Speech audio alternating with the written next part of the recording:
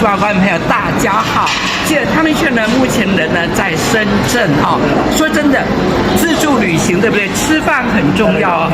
但是汤轩老师呢，吃饭今天要跟您介绍的这一家，哇，真的228人民币海鲜吃到饱，绝对不踩雷。哪一家呢？请看。周氏水产自助餐，他们在深圳呢有3家分店哦，里面的情况怎么样呢？请跟我来看吧 ，Let's go。哇，大家看一下，这是活跳跳的海鲜哦，这整一排呢都是呢自己拿自己吃哦，然后呢吃到饱。老师告诉你，最重要的是不要浪费食物咯。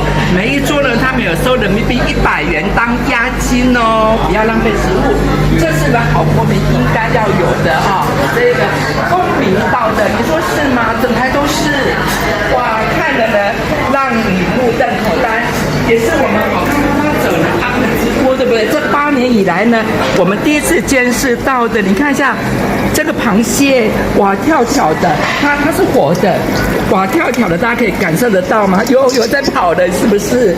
那你来看一下，哇，这个是老师的最爱，有没有？泰国虾，同样的呢，它是蛙跳跳的，你看一下，这是蛙跳跳，要拍一下它活动的感觉哈、哦。那你看我这个盆子里面的都在动，有没有？哦，真的，大家告诉大家喽，这家来深圳的话，绝对呢值得您过来的，就是我们周氏水产自助餐，另外还有榴莲，也是让汤明轩老师好惊艳的。来 ，Let's go。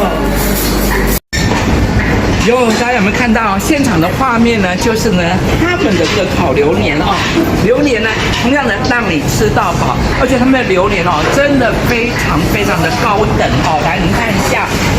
啊，这真的是非常的美味，喜爱吃榴莲的好朋友来到深圳，不要忘记了。那这个又是什么？这也是很高档的哦，这个是烤鳗鱼，哇，太多了啦！里面有300种的海鲜呢。老师告诉你，Tony Chen绝对不随便推荐。大家告诉大家喽，来深圳你必要来的地方哪里呢？